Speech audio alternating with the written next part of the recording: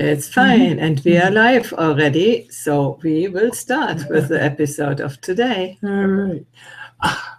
Hello, I'm Mark, and I'm here with Heidi, and this is part of our weekly series that we've been doing for, gosh, well, close to 3 years now. Can you put it? Yeah, and this is part of our encore section of the Conscious Aging program. We present a most unique guest today, Marc Blesoff. And before we introduce you, Marc, could you just say hello to their audience so they'll see your face for a moment? The thing is, I have muted him, so he must unmute himself. Technical challenge. Yeah. Go up to the top and unmute yourself.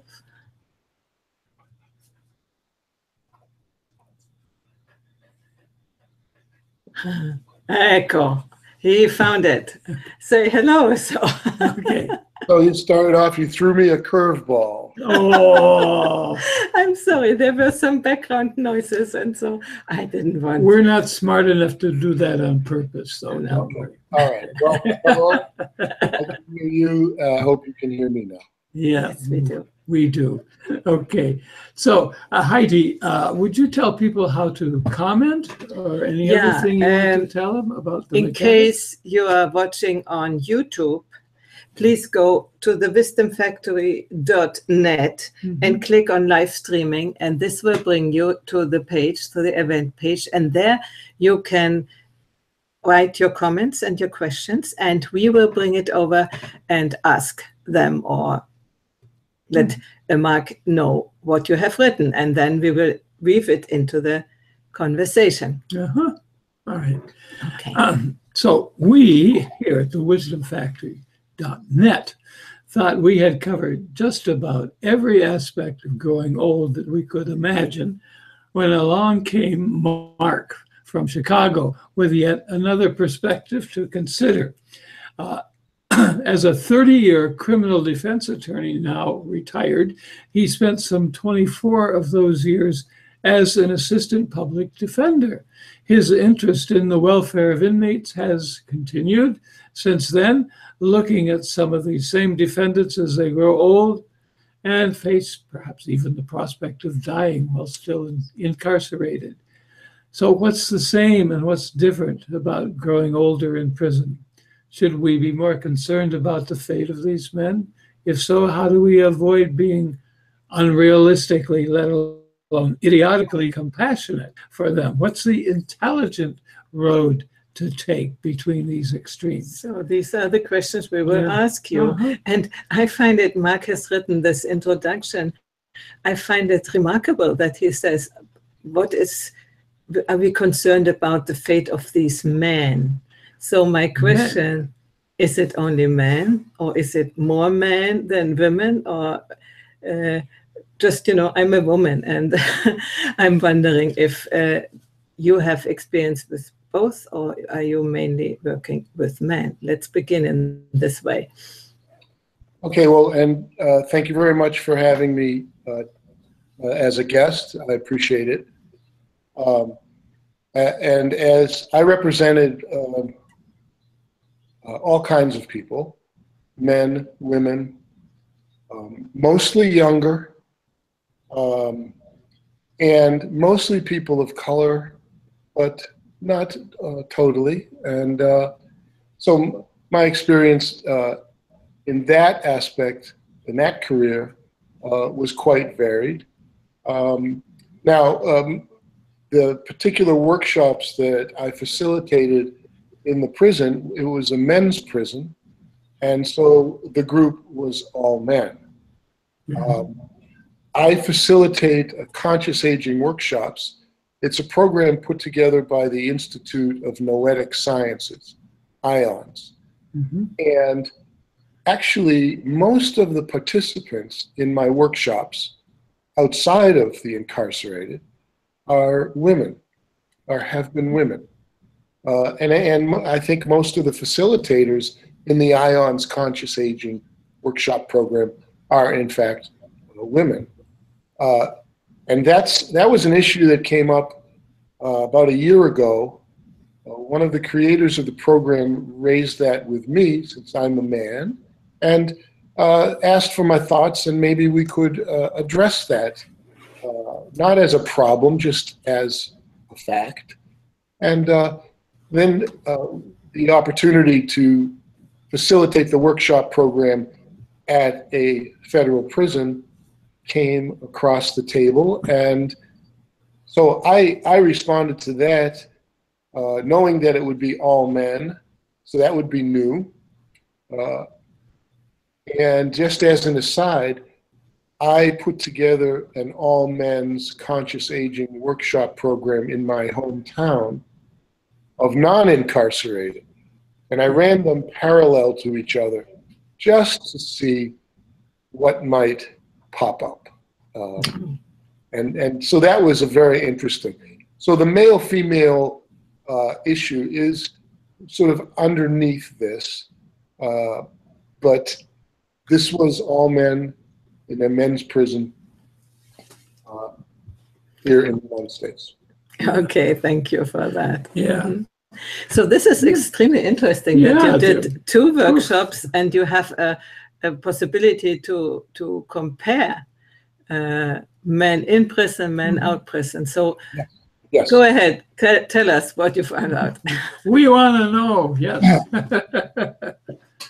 Well, I've just finished the non-incarcerated men's workshop program, and I'm still kind of processing that. And but I think the place I'll start today is to compare the similarities of being incarcerated and aging. This came up almost immediately in the very first workshop session. And perhaps maybe I should just step back and describe what the workshop sessions are. It's an 8-session program. Each session 2 hours with a different topic for each session. And I can go into what the topics are. But anyway, so that's sort of the general framework that these workshop sessions took. And in the first one, the seeds of this thread became very apparent of the similarities between being incarcerated and aging. And just to explain that a little bit, there's like a couple of points I'll make. One, becoming like a second-class citizen. The ageism in our culture is rampant. It's youth-oriented culture, and aging is bad. Old is bad. That's the fundamental ageism that is very strong. In the same regard, being incarcerated is bad. And you actually become like a second-class citizen. So it's not so much that you did something bad or a person did something antisocial. It's that the person is bad. And it's not so much that people who are aging did something wrong or should be ashamed or did something bad. But it is, in fact, that people are looked at as we age as being second-class citizens. And so there was a similarity right there. The visits, the older age prison population, which is in fact the fastest growing prison population in the United States. The older prisoners, their visits start to drop off. Can you clarify why is it the fastest growing population in prisons, the older ones? Do they do more bad things? Or I had heard that's more the young people who are doing the crimes. Well, I think it has to do with the war on crime, war on drugs in the 1990s. And So there was a large bubble of incarcerated people. It has continued, but so what we're seeing is that in terms of the incarcerated population, the people who are in prison today in the United States, it's the 50 and above, 50 years old and above sector that is in fact the fastest growing sector of the incarcerated population. Okay. And I can't really speak a lot to that. I'm not an expert in that, but I do know that there's some history as to the bubble moving through. And here we are. Not another similarity, perhaps, to the baby boomer generation. Yeah, that's just what I was thinking. Mhm. Yeah. Uh-huh. Makes So, sense. so you become second-class citizen. Your people tend to visit less, which may actually happen to people in nursing homes or who are aging. Your friends, for whatever, our friends start to die. Our contemporaries as we age. So there's that aspect. Of course, being warehoused, that's a given for the incarcerated population, but it's also an aspect of life in aging in our society, where, we work until we retire and then wind down a few years quietly and then become invisible and then get warehoused. Mm-hmm. So there's that similarity as well. So let me stop. I could tend to ramble on. Yeah, I'm glad. Some very clear similarities that came out and ran through all the sessions of our workshops. Yeah, there is Gina Donaldson in the audience, and she is asking exactly, can you tell us if there was a difference between the men's groups when you did the workshops? Well, yes, there's a lot of differences, but also to me, I brought my prejudices to the prison workshops, and so I was surprised when the participants in the prison workshops spoke from their heart eloquently. And in my mind, I did not think of heartfelt and eloquent when I thought of prisoners. Yeah. So I need to admit to that. I learned from that. Both groups spoke from the heart and eloquently. Wonderful.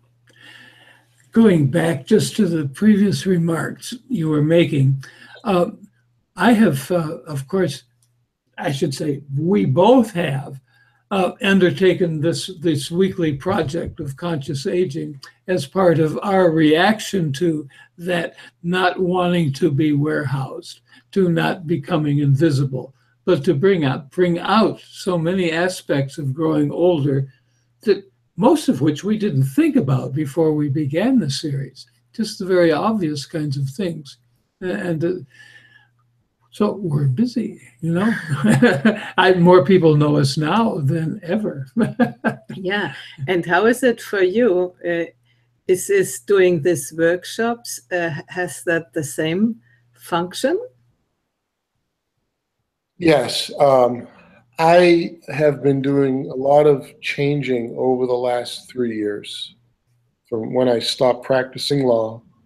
And I really have to thank the IONS organization for giving me the opportunity to participate in their program and facilitate. And in fact, I don't know if I should do this, but I just got a card from my youngest daughter. She's 26. I just got it yesterday in the mail. And it's a note speaking to how she sees me changing. And it's the gift that any parent would desire. Sure.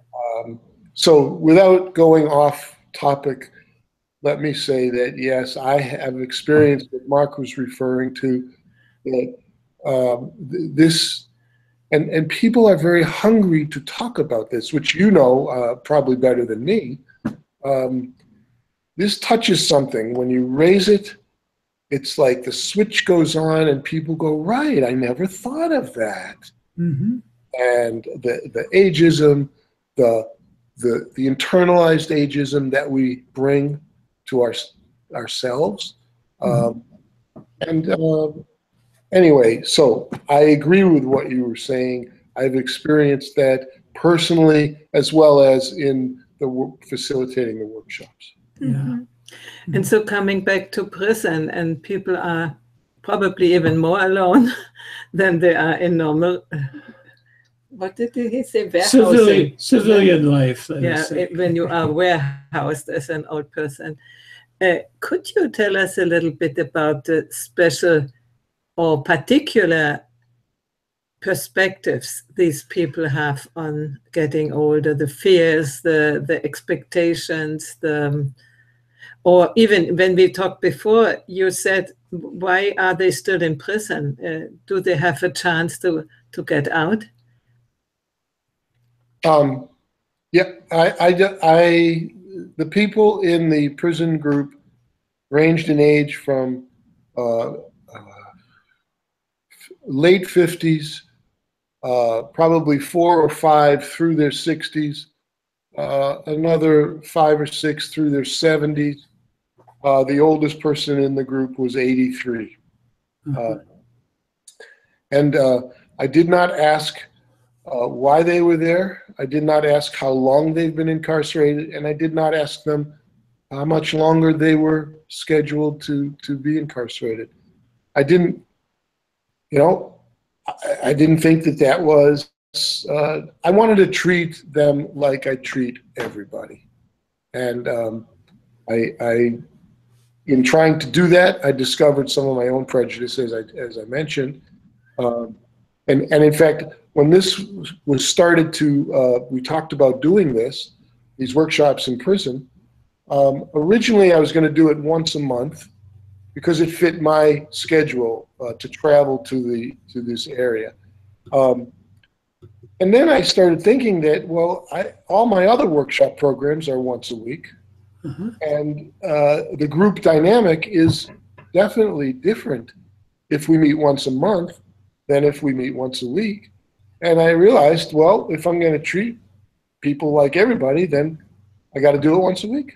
So that's what we ended up doing. Yeah. Well, good. I'm sure that helped the progress. Good. Yeah. So I maybe I didn't answer that last question, but I don't remember what.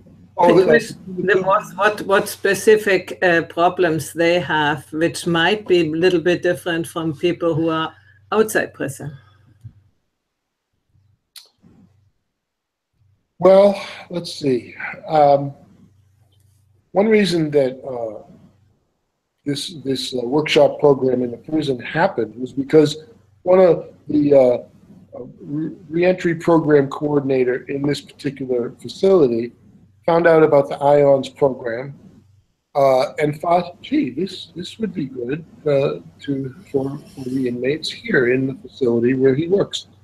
And in fact, last year there was a study done by the Office of the Inspector General from the Justice Department here in the US, and it was about the Federal Bureau of Prisons. And it was one of the findings was that throughout the entire Federal Bureau of Prisons, there are no programs for the aging prison population. They have programs for GED, to get GED, or... What is that? That's your general equivalency degree to get a high school diploma. Okay. Education, high school. They have programs for job training. But what is a 70-year-old prisoner going to do with his GED program or his job training program when he's released? That's not going to really do him much good.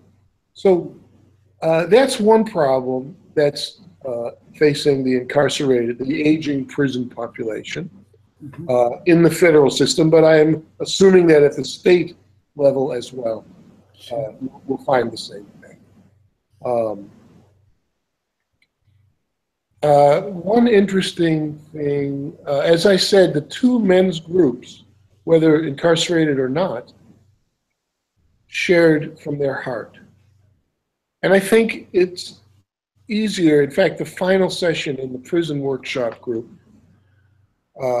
spoke to the term one of the participants used was that they shared vulnerability through our self-imposed protective veneer. Now, that's true for everyone. Everyone has a certain level of self-imposed protective veneer, to use his term. But in prison, physical safety, it's a bigger concern than elders living in a senior facility of some sort. So that would be a difference too. Sure. I don't understand it. I thought they are close, so why is the physical From safety? each other. From each other. Sure. That they, okay. That they attack each other.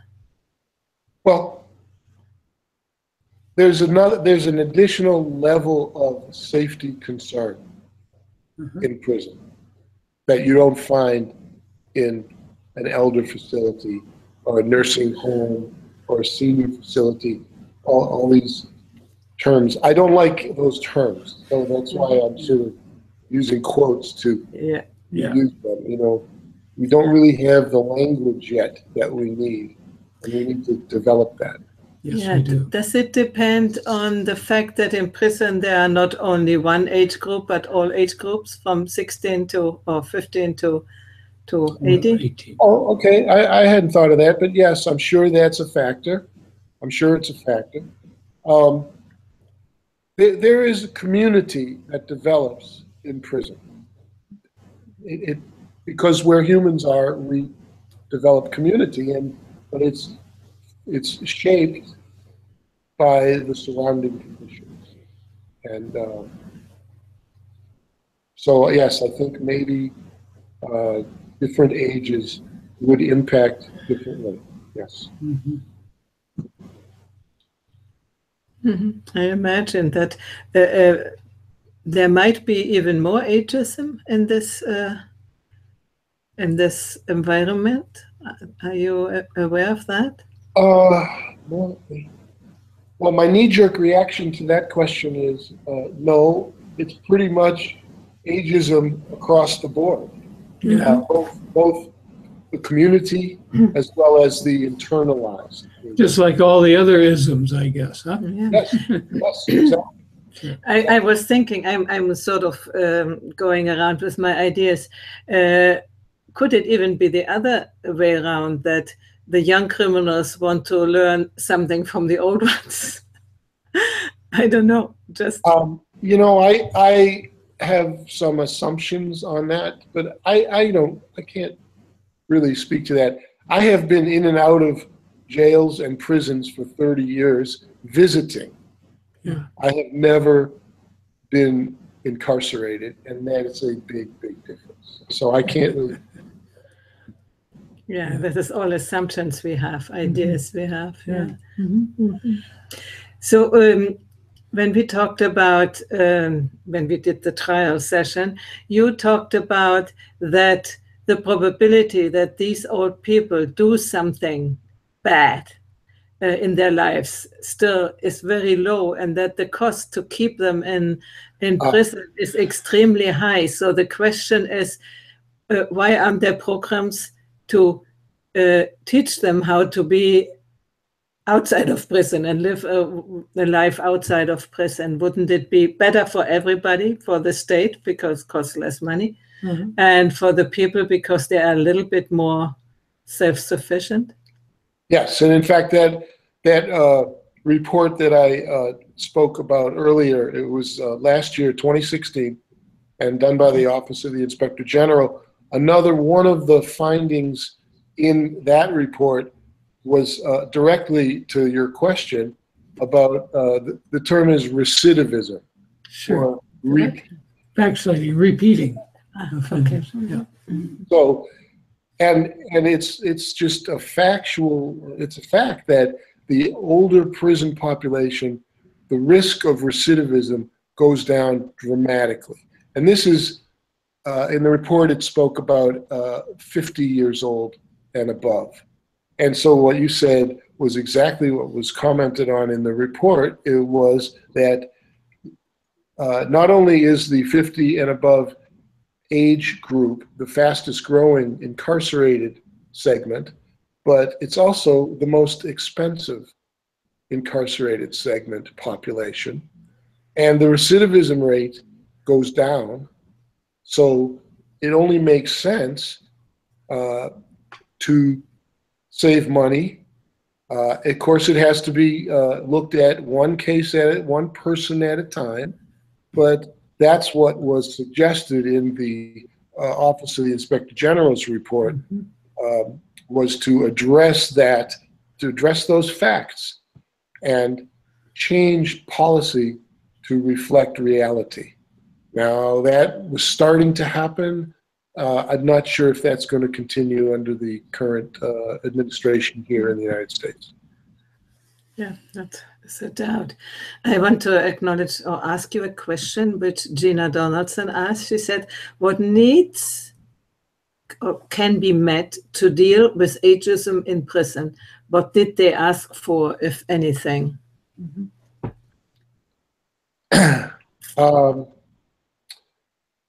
I don't recall them asking for anything in particular. I'd have to go back and look at my notes.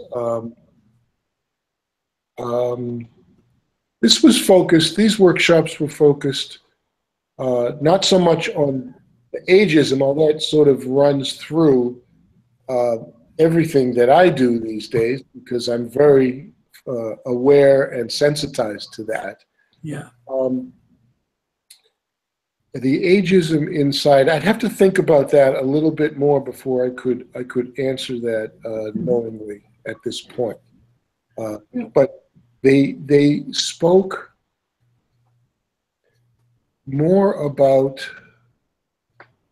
being able to talk about the elephant in the room.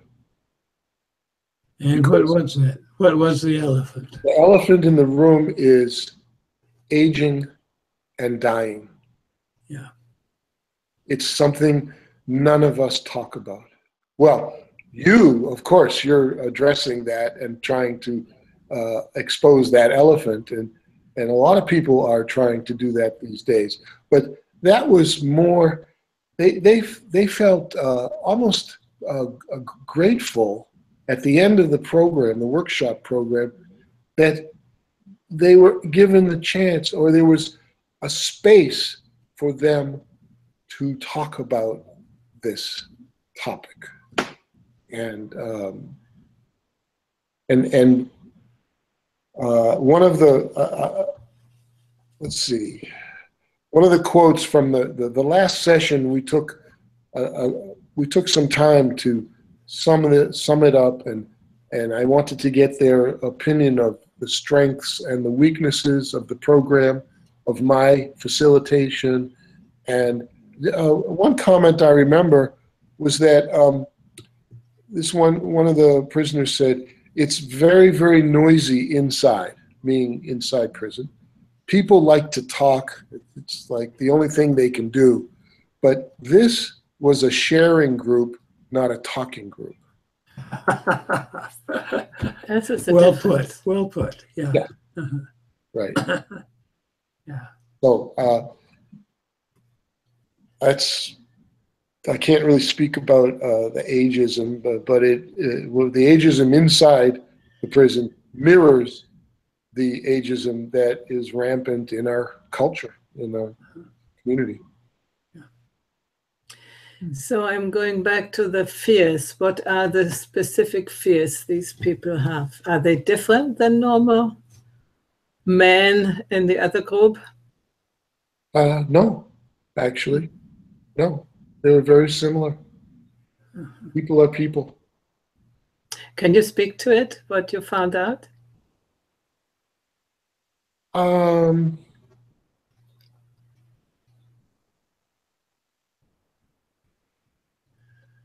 You know, there's nothing that comes right to mind to talk about the fears that was sort of running throughout the conversations. It was like a foundational or platform kind of a thing. So I don't have anything to share on that right now. Okay. How about the interpersonal dynamics of group members? Was there a growing closeness, a sort of intimacy from the sharing that was going on? Yeah. In fact, one of the participants wrote me a four-page letter addressing his pre-workshop thoughts and expectations, and then talking about his the way it actually was at the end of the workshop. And let me see if I can find it here, because it speaks to that. There were many individuals who shared a great deal, very philosophical individuals, real thinkers, as we attacked each of the 8 chapters. The small group discussions were great from the perspective that we were all able to share our small group thoughts in a community-like forum. This gave us several different takes on the subject in addition to our small group takes. So, you know, they appreciated being able to hear other people speak of their thoughts and feelings about this topic that they have not spoken of much at all, and actually most people don't. So, in that sense, they were no different than anyone else. Well, I also noticed that was a very well written little piece that you read to us. You know, didn't sound like no criminal talk to me.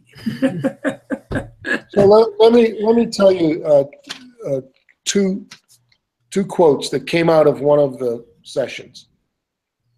This particular session dealt with transformative practices. In other words, trying to grapple with not just changing, but becoming different, long term, okay? And so about halfway through this particular session, dealing with transformative practices, one of the guys spoke up and he said, I now know the difference between changing for appearance's sake and having the integrity to transform. Wow. Yeah. Eloquent, articulate, and incarcerated. And very insightful, no? Yep. Very. Yes. So, yeah. And that made me I started thinking about that quote. I've run it through my mind a lot. Because when he said it, it was like a zinger, you know. It was like, whoa. Oh.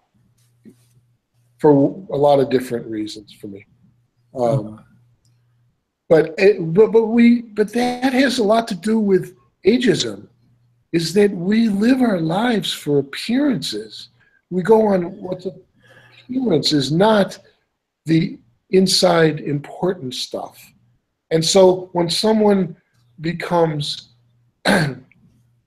ugly in appearance or different in appearance and doesn't fit the youthful mold of appearance that is our society mold, then they can be treated differently, you know.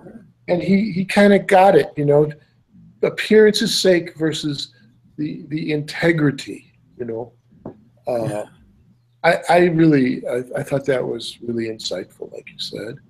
And then at the end of that session, I do an exercise where I have the participants, this is for all the inside prison or outside, where the participants take a colored piece of construction paper and take a marker or a pen, and I ask them to draw a circle on the paper, and inside draw something for which they are grateful about today's session.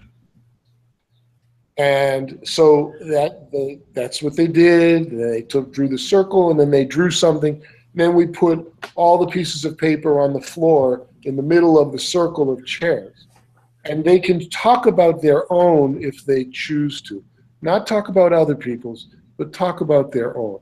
So a few people were starting to speak, and then after 3 or 4 spoke, one of the guys said, "Well, that's mine right there," and he pointed to the drawing, and it looked to me like a smiley face. So it was a circle with 2 eyes and a smile, and he said, "I'm grateful for the changing that I've done over the past several years. My conscious awareness of doing that changing came to fruition today. I drew myself." He was grateful for himself and what he's changed, how he's changed. Anyway, so your comment of articulate, insightful, those are a couple of examples of what the prisoners talked about. And I think it's also a reflection of your skill as a therapist in these situations. Okay, wait, not therapist. Well, facilitator. Facilitator, okay. Yeah, and we make that clear in the very first session.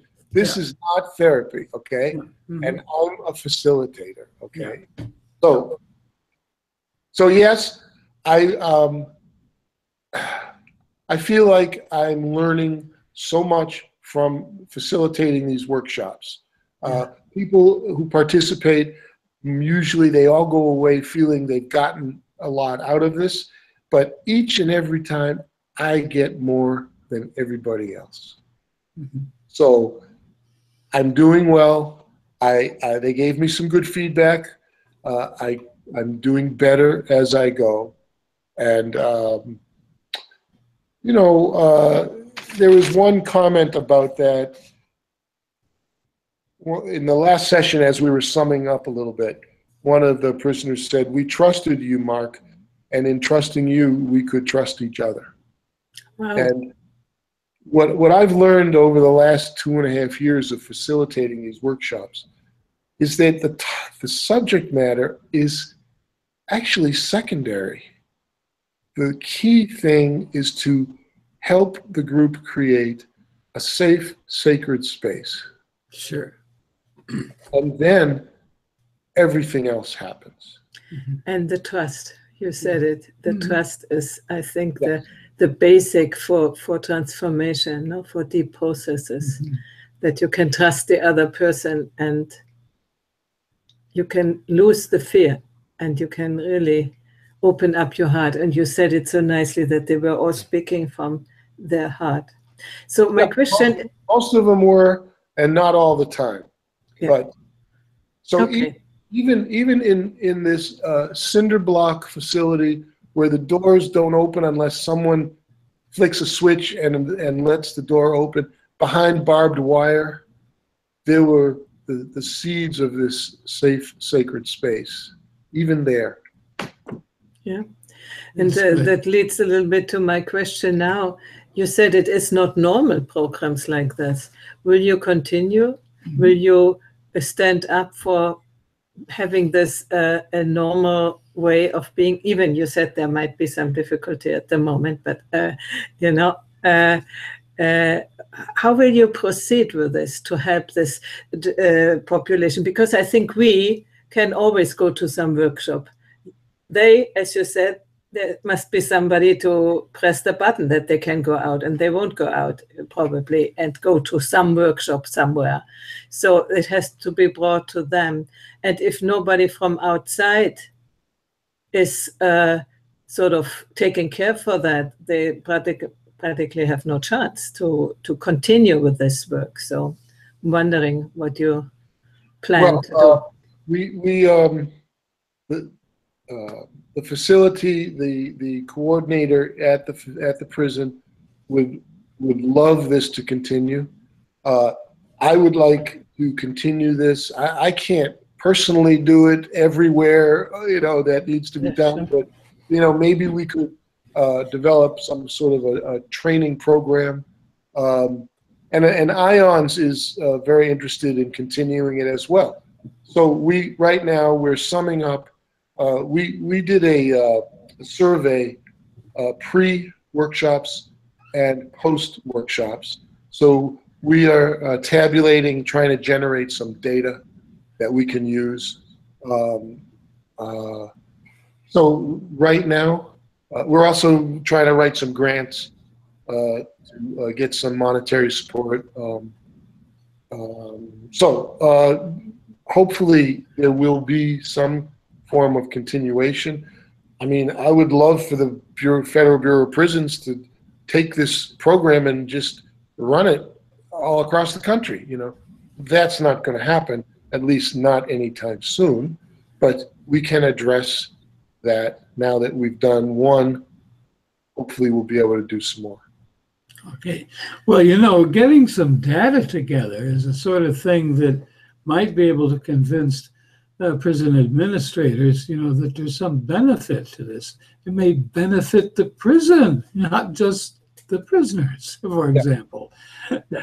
Make life better for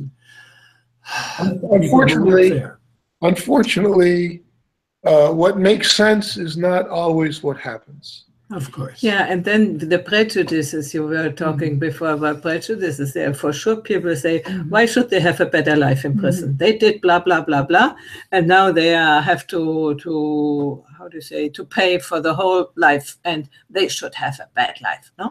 I bet that there are many people saying so without compassion for lives and for people who can change during their lives, no? Yes, absolutely.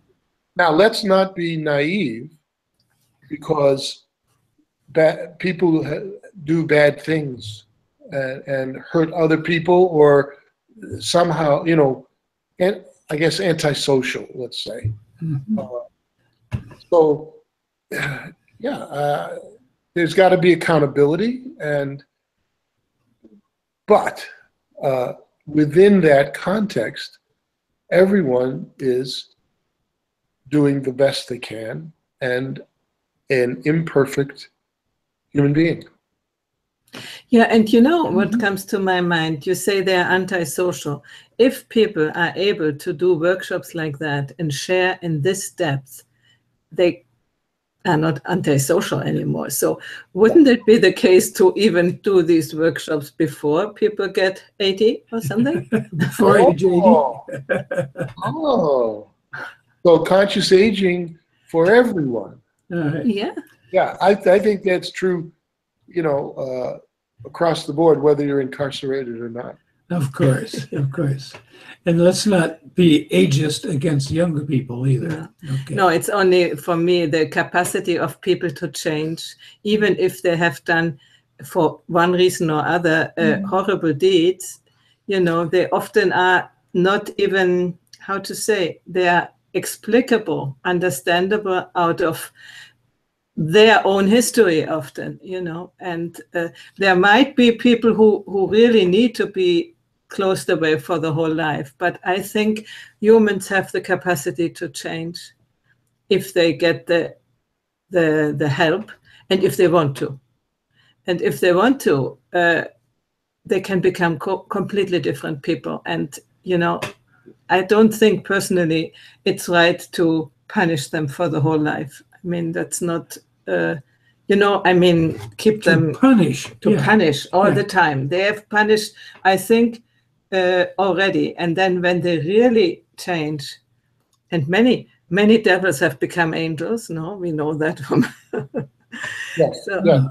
So I would just say, in my experience in that system, that I think there are some people who present danger. And, I'm not in favor of the death penalty, But I do think there are some people who need to be watched closely. Okay, so, but those are like, you know, that's a relatively smaller segment of the population. Yeah. I imagine. Mm-hmm. Well, I need to be watched a little bit too. Just ask her. But anyway, but yeah, I put him in prison sometimes. One thing I have begun to think about as we're talking is that, my goodness, this has probably been a rather transformative experience for you. You know, if you care to share what's happened to you since you began this. You know, you personally, not you professionally, Xiqiang, so to speak. If you. Well, okay, a couple of levels on that. One is working in the criminal justice system. One builds up armor. Yeah. To do what they need to do. And this is true in other professions as well. You know, people in trauma, working with trauma, become traumatized and defend themselves. Okay, so me, for the last 3 years, I have begun to melt the armor that I built up over 30 years. Yeah. And that is happening. I am very grateful. I'm very aware of that. Like this note that I just got yesterday from my daughter, which is like, oh, if you could, it's very, you know, I just got it, okay? But yeah. I'm telling you, it's like, it corroborates what I've been trying to do, you know? And the whole thing of conscious aging is trying to get closer to be the person you'd like to be. Yeah. And which necessitates thinking about the person you'd like to be, number one, and becoming aware allows for change. It doesn't guarantee it, but it allows for change. So I'm grateful that I am in that process, melting the armor, being able to change. And there was one other point, and I just lost it, so maybe it will come back to me. Okay. In the meantime, I will ask you the question of Gina, which is sort of addressing that again. She says, if one of the aspects of aging is to move from working adulthood to a period of establishing purpose for oneself, which you have described now for yourself, she says, how could they be helped to find purpose in prison? Yeah, I think one of the things I noticed was that as we started talking about the elephant in the room, coming at it from different angles every week on a different topic. So some of the topics are self-compassion, forgiveness, transformative practices, letting go, death makes life possible. These are the topics each week, and I would not be surprised if some of these guys are still talking about it, and that is helping in that sense melt the armor, even while they're still incarcerated. I can't say that for sure, but I got that sense. So going through the type of a program, it doesn't have to be the IONS conscious aging program, okay? But something that addresses their humanity will assist them while they're still incarcerated. So I'm not naive. It is still there's a lot of inhumanity in the system. Yeah. So what I'm hearing, it might be that they continue the work and find a purpose in that, and maybe collaborate the people who have participated in your workshops. Or the other question, is there any other way to find purpose when you live in prison? Well, that's probably a topic for another show. Okay. You know, I mean, the traditional ways is religion. That's an active part in the prison system. Organized religion, you know. Actually, there's an aspect to the conscious aging which is unorganized religion, sort of. Sure, of course. I'm not qualified to speak to that right now. Yeah. Do these people have access to libraries of some kind that might provide them with materials that would be helpful to them in growing?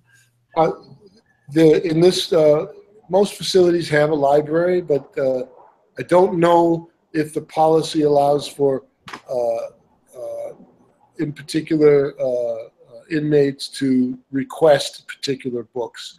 I would assume that's possible somewhere, but I wouldn't assume that's possible everywhere in the system.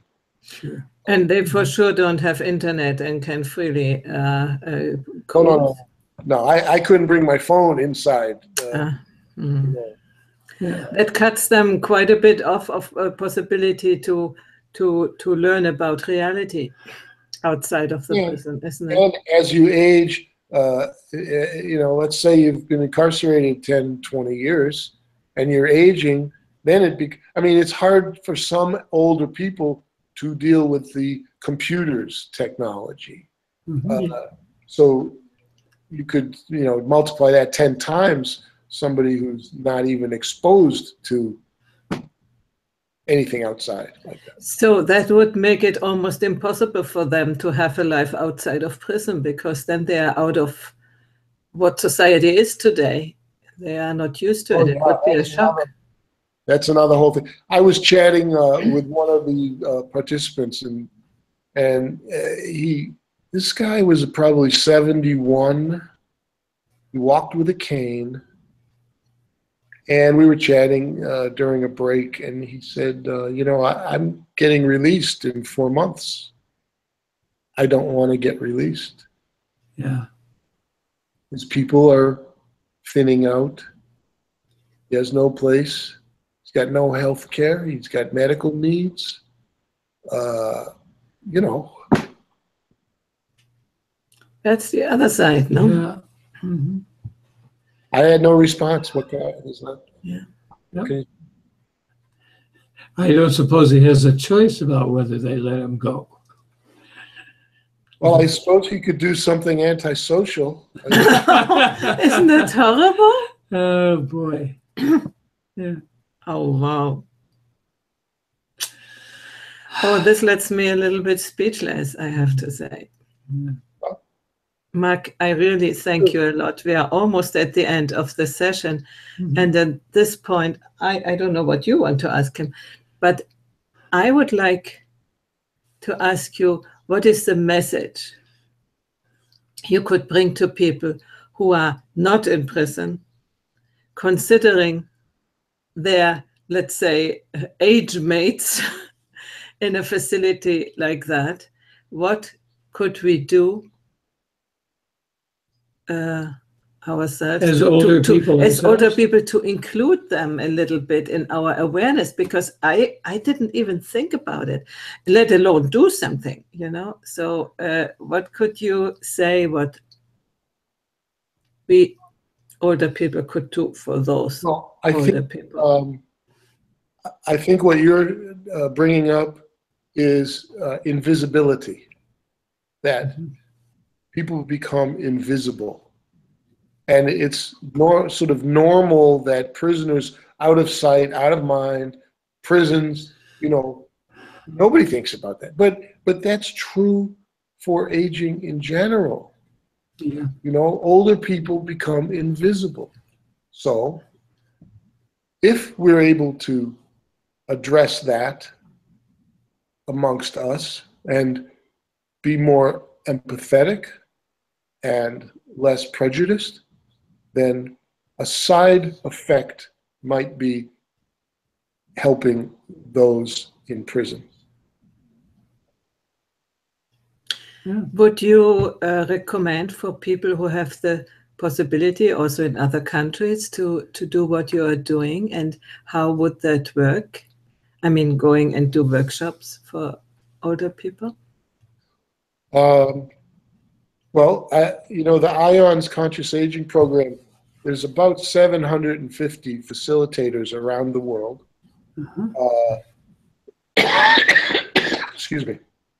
People can, and as I said, I'm very grateful to IONS and this program, but it's not the only one. People can self-educate, become aware, and reach out to incarcerated aging population wherever they live.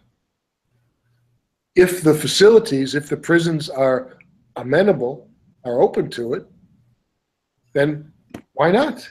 Here's a project just waiting for people, and it would help those on the outside like it's helped me, as well as those on the inside.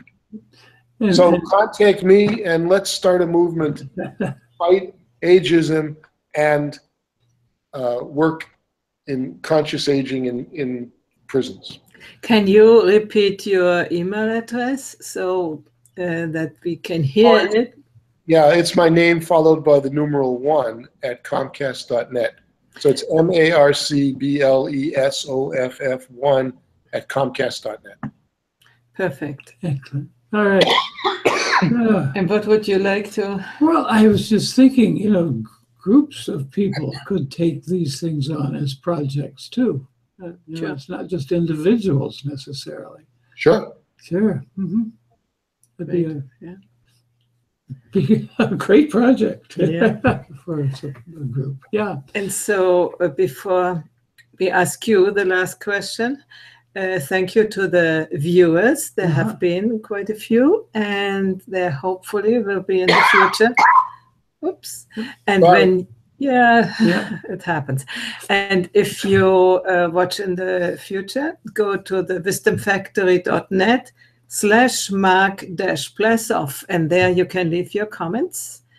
We would be very happy, and when there are really questions, we will transmit it to Marc and get you into contact with him. In case you haven't heard the email address, Marc-Blesoff 1 at, and what was it that? Comcast.net. Okay, so you can also contact him directly. So, and yes. I'm very passionate about this work, and I don't want to just come across like, everything is everything, and people can do this if they want. I think, ageism is outrageous. It is outrageous and unjustifiable, just as the other isms are. But the ageism, everybody gets older. Yeah.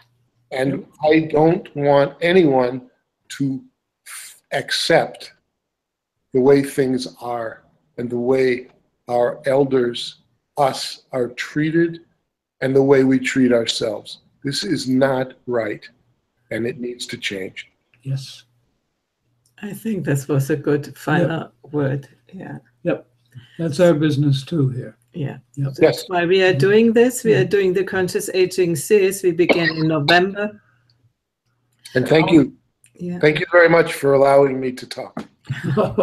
We will have one more episode before the summer break in Conscious Aging series. We have also other series going on parallel.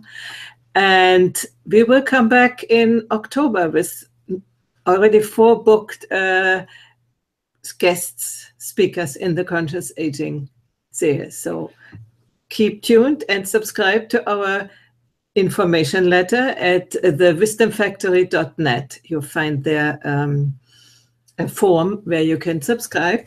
We can show it. It always helps to show it. Yes. Boom, boom, boom, boom, boom. Okay.